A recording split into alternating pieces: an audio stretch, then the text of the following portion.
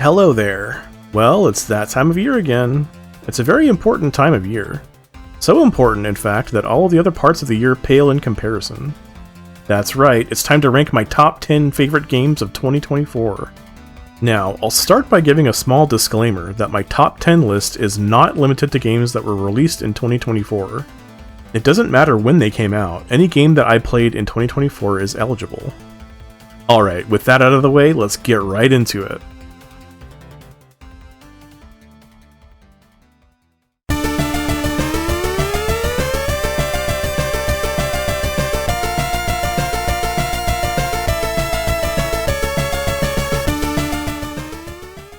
Shinobi non Grata is set in Japan in 1838, and a clan called Oboro Ito is threatening to overthrow the government by forming an alliance with demons.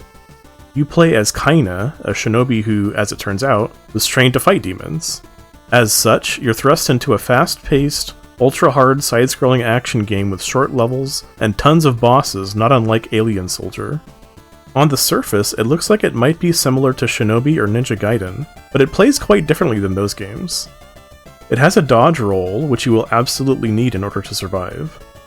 You can also attack in just about any direction with your katana, and it's extremely satisfying to cut down any ninja who springs forth with one slice. The defining feature to me is the subweapon system. You have 7 shinobi subweapons, and you have access to each of them at all times with no need to collect them. The only limiting factor is your shinobi power, which acts like ammo. Each subweapon has a cost associated with using it, and your 1 bar of shinobi power is shared among all of your weapons, so it all comes down to choosing the right weapon for the job. The weapons are great too. The shuriken fire in a very fast triple spread pattern, the kusarigama usefully hits in a neat little circle all around you, and there's even a gun that does crazy damage if you space it well. While it is fun to dash through the levels and do a bit of platforming while killing hordes of enemies, this game is all about the boss fights. The bosses are extremely cool, but they can be frustrating since you only get 5 hit points max to figure them out before you're dead. Luckily, the sieges are usually quite short, so getting back to the boss is no big deal. It feels very genuine, and I really enjoy the atmosphere and freedom of control. It's very fluid, and it feels amazing to play. If you enjoy older action games, I think you'll love this game.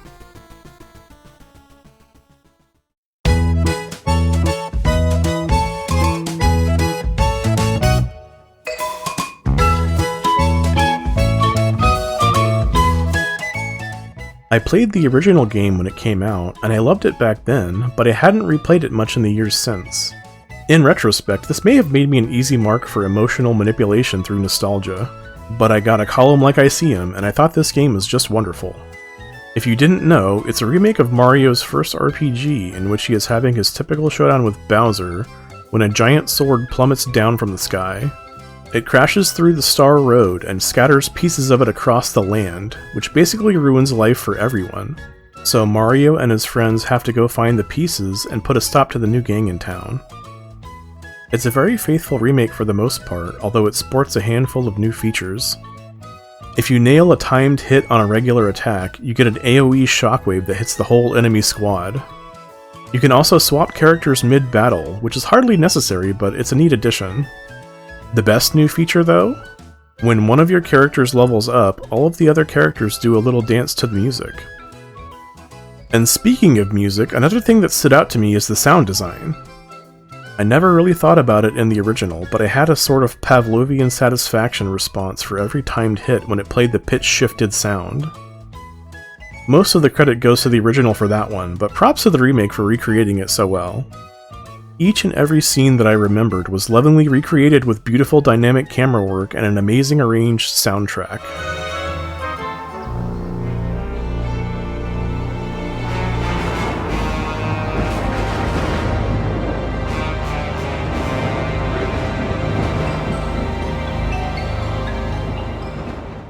Even the timing of the scenes to the music is perfect, and I found myself getting very nostalgic. Maybe I just got played like a fiddle, but this game really worked for me.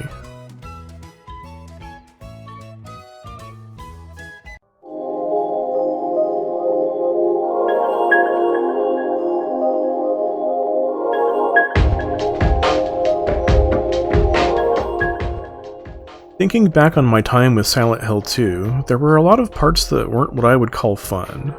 It has such an oppressive atmosphere, and it's filled to the brim with gross, decayed buildings that make you feel like you need to shower.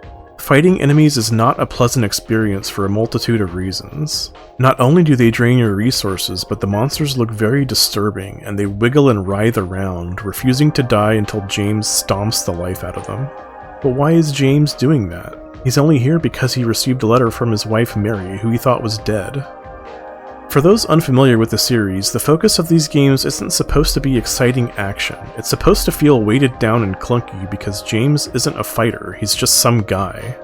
There's a lot to like about this game's story, but I think it boils down to these 2 points. It doesn't get slowed down by exposition, and it leaves a lot of room for interpretation. There are multiple ways to examine each character and their actions. You can find symbolism in the visuals and context in the dialogue, but even without all of that, it pulls you in with its central mystery. Is Mary somewhere out there in Silent Hill? The conversations between characters have a mesmerizing quality, where nobody is quite acting like a normal person would. It's almost as if they're addled by the dense fog that surrounds them, and it feels like they're a part of a different world that is more dream than reality. No, it's okay. I didn't mean to scare you. I'm kind of lost. Lost? This town, there's something wrong with it. I'm looking for someone. Who is it? I'm looking for my mama. I mean my mother. This game nails the perfect ambience for a horror game on so many levels, with great music and unsettling sound design. The only thing that took me out of it was that I kept having to resort to walkthroughs because I had missed a tiny object on the ground. The original Xbox version includes a short scenario called Born from a Wish, where you play as Maria, which I also enjoyed. This game has stuck with me more than the other games in the series, and I think that's because the others get bogged down with the plot. My take is that the town of Silent Hill needs to be completely separate from the real world, and that's why the 3rd and 4th games don't work as well. They want to make sure the audience has an idea of what's happening in reality. I think Silent Hill 2 works so well because it focuses entirely on the titular town and leaves the mysteries up to the player to solve.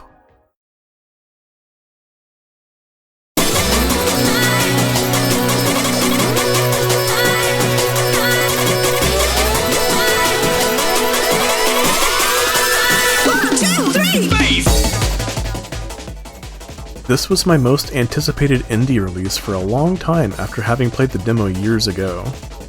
The visual style really captured my eye. I love games that mix sprites with 3D environments, and I was wowed by the bright, bold colors on everything. Others might consider it a bit garish, but I have the same more is more tendencies when it comes to creating a palette. This game really got my imagination stirring, because I enjoy thinking about the unexplored possibilities of not only 2.5D games, but also sports games with a unique flair. Most new games follow trends, so when a game like this is released and has its own voice, I think it deserves recognition. It has a variety of gameplay modes to offer, including a lengthy championship mode that takes you through every track and introduces each character as a rival that you face off against. Championship mode also has a selection of non-racing minigames, like a drifting score attack and a slalom challenge. In order to get a gold medal on some of the minigames, you have to play perfectly, so I had to silence the part of my brain that wanted to ace every stage in order to enjoy myself.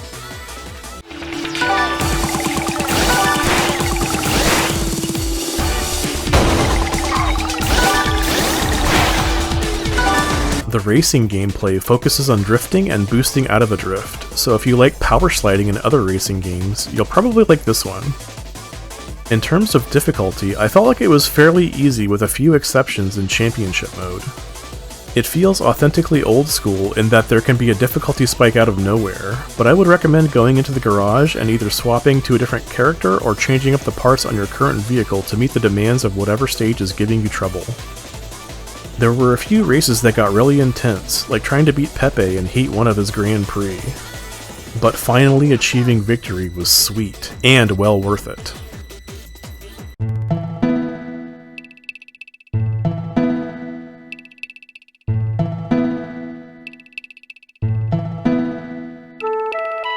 This just wouldn't be a proper top 10 video without mentioning Brandish, would it?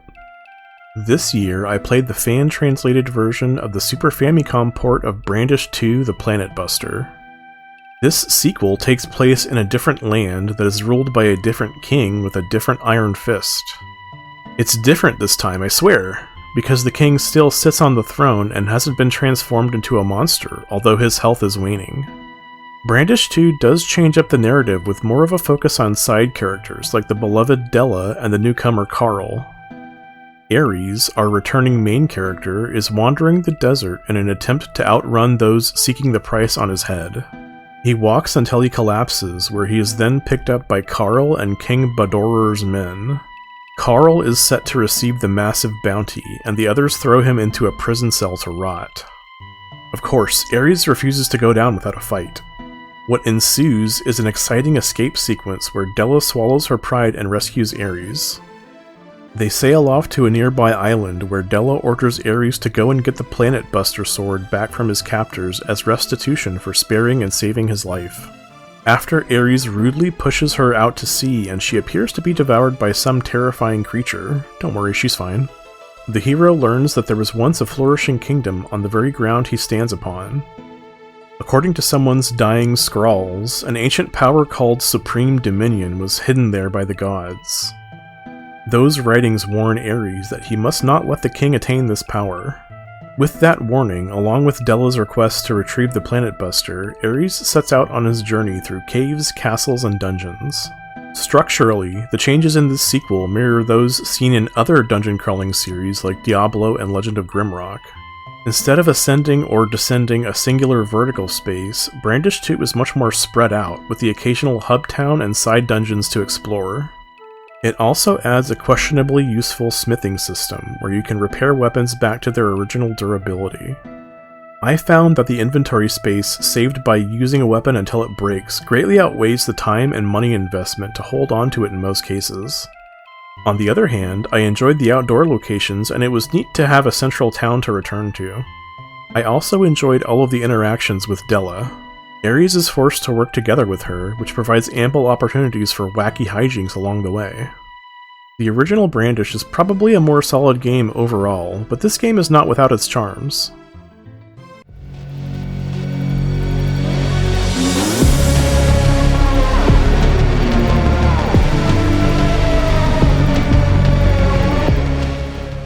I hadn't played any of the previous Armored Core games, so I was pleasantly surprised at how painless this was to pick up and play. The game itself had some really difficult parts, but the basics of customizing my AC and zooming around while blasting foes were simple enough. You play as 621, an augmented mercenary and AC pilot sent by their handler Walter to the planet Rubicon 3 to take on jobs from various corporate entities. These entities are fighting over a recently discovered wellspring of coral, which in this universe is an energy source known for having caused the Fires of Ibis, a catastrophe so massive that it destroyed an entire star system. Walter tells you that you are criminals for even being on Rubicon 3, so you are immediately tasked with stealing the identity of another fallen mercenary, someone who was allowed to be there. You find a wrecked AC in the middle of a crater who fits the bill, and you take their call sign, Raven. After that, you sit back and let the jobs roll in. I appreciated the atmosphere of the game and how cold and uncaring it felt. The corporations only care about one thing, and the main character is just a pawn in their chess game. Although, I guess a pawn wouldn't get traded between the players. It's like the chess players stopped and took turns shooting each other with the same gun, and the gun in this scenario is the main character. Despite the fact that this game is so focused on heartless machines and ruthless corporations, it has some great characters. Everyone's all business all the time, but you can read between the lines to get a sense of their intentions and motivations. I wanted to keep playing so much that I got all the endings. Totally unexpected, but I really like this game.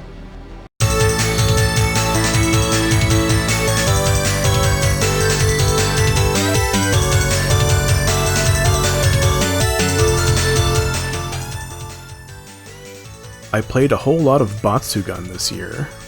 What is Batsugan? Well, it's a 1993 vertically scrolling shoot-'em-up that is considered to be the proto-bullet hell. You control one of 3 types of submersible jets, piloted by one of the 6 members of the Skull Hornets, a team of fighters that are trying to stop the military takeover of the planet. Now, shmups tend to be very short and very intense, so usually it feels like you've spent an eternity playing one, but it's actually only been 2 hours. In this game's case, I actually spent about 15 hours playing it over and over on each difficulty setting. I found it to be pretty challenging, but it was really approachable at the same time thanks to the smooth difficulty curve. With Batsugan, more than any other game in recent memory, I discovered the idea of a game which you love that you also suck at playing. I've played it so many times that I have a lot of the enemy formations memorized, and that's still not enough to save me in most cases. But I enjoy taking on the challenges that the game presents, and every once in a while I can pull off something that I previously thought I'd never be able to do.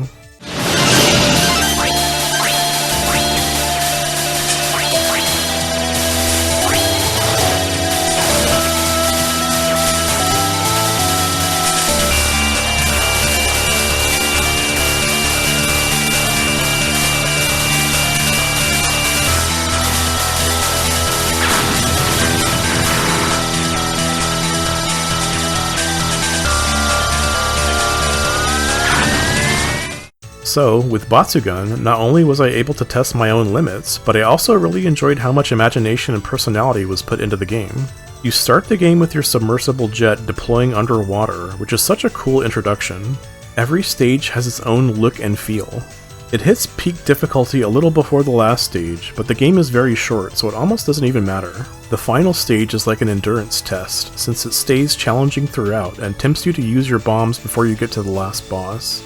It also has some great music and awesome looking shots and lasers, but that's just icing on the cake. It's an all-around great game, and it might even be my favorite shooter now.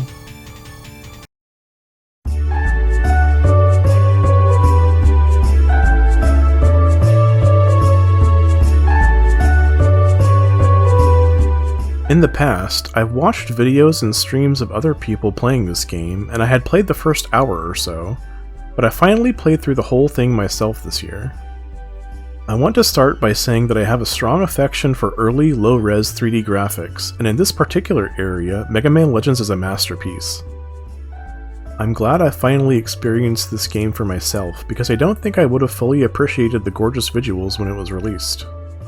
You can tell that they were working with a limited budget, but they did the best they could and focused their efforts in a few key areas.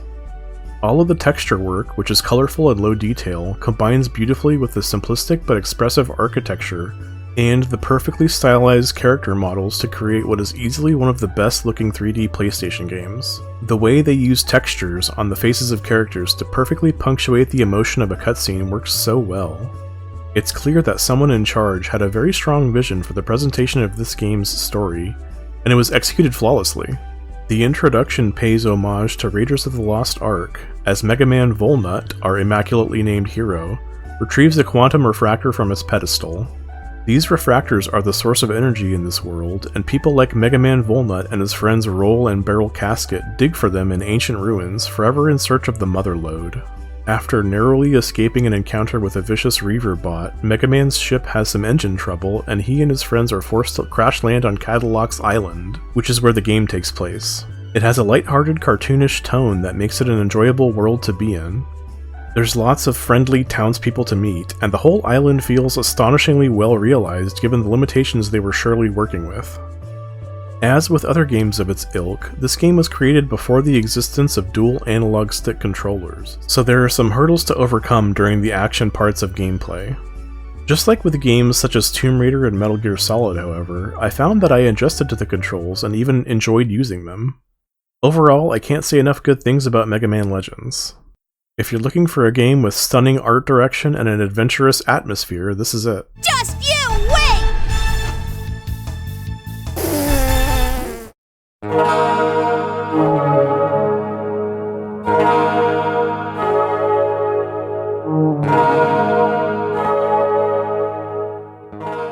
Tecmo's Deception is a fascinating and peculiar series of games that tried to forge their own niche, a slightly sadistic emphasis on laying violent traps for ill-fated intruders.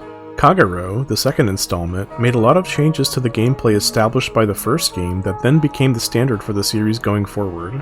It's a little sluggish and awkward to play, but it's also very unique and worth a look if you're into weird-ass PS1 games. The player character is a young lady named Ass, who is apparently the human daughter of a Timenoid, or TMD as they're abbreviated in the game. TMDs are eternal beings who were once benevolent rulers of humankind. However, there is now a schism between the factions, and the player must use their magical traps to murder the humans who are trying to scheme against the TMDs. Along the way, humans who encounter the player character will sometimes pose a question which presents the player with a few responses. The player character is otherwise a mute protagonist, so you have some opportunities to play mercifully or vengefully.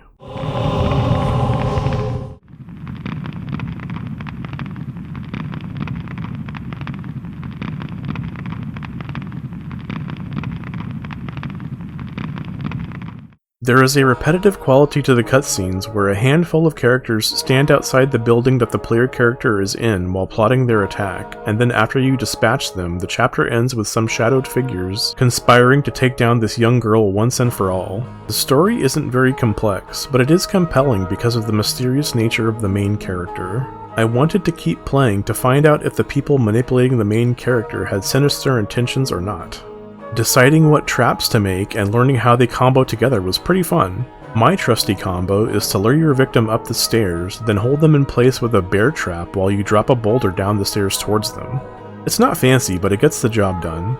Anyway, this was a nice surprise and very enjoyable. It's charming in its simplicity. The main character's appealing visual design and silent nature, combined with the conceit of being torn between opposing sides of a struggle for dominance, elevates this game beyond other similarly janky and odd games of its era.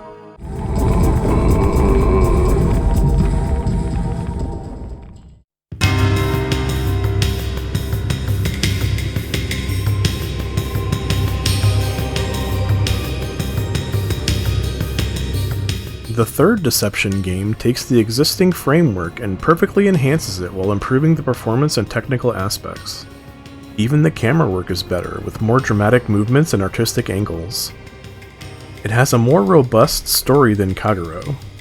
There is a cast of characters, a whole lot of backstabbing, and mysterious stones that have magical and nebulous powers. The main character, a young lady named Ass, is not silent this time around, and she has an incredibly tragic introduction compared to the player character in Kagero. This really sets the stage for some sweet cathartic vengeance, which you can attain by using the same magical traps as in the previous game. However, this game is much less sluggish to play than Kagero, and the trap making is much more free-form. You can apply a number of different emblems to your trap to infuse it with elemental damage or status effects, and you can add orbs to make it more powerful. This all costs Dreek, which is earned like a score in each stage. You get more Dreek for playing well or performing trap combos on your hapless victims. If the previous game was too easy after you figure out the ultimate trap combo, this game is going to be even easier at times with so many different traps and possibilities.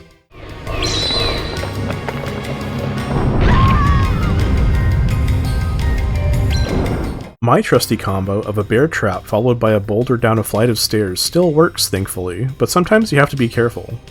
The enemies have also gained some abilities, so you have to check the intruder data before embarking upon a mission so you don't bring ineffective traps. Even though I think Kagero's protagonist has the edge over this one, I have to say that I enjoyed Deception 3 more overall.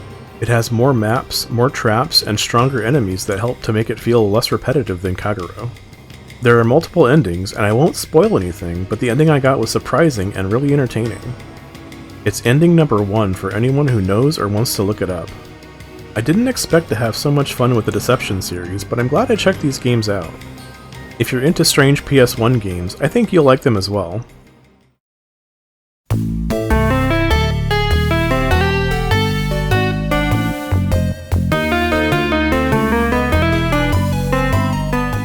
That's it for my top 10. It seems like I really enjoyed PS1 games in particular this year. The Deception games were fun to play, and I'm looking forward to trying out the rest of the series. I don't go into the new year with a plan, I just find things that look interesting and go from there. So who knows what 2025 will bring? Any guesses as to what I'll play and enjoy? What are you going to be playing? As always, thank you so much for watching. I really like making these videos, and if you watch the whole thing, then you are now officially my top-ranked #1 viewer. Congratulations on winning this prestigious honor, and I hope you all have a happy new year.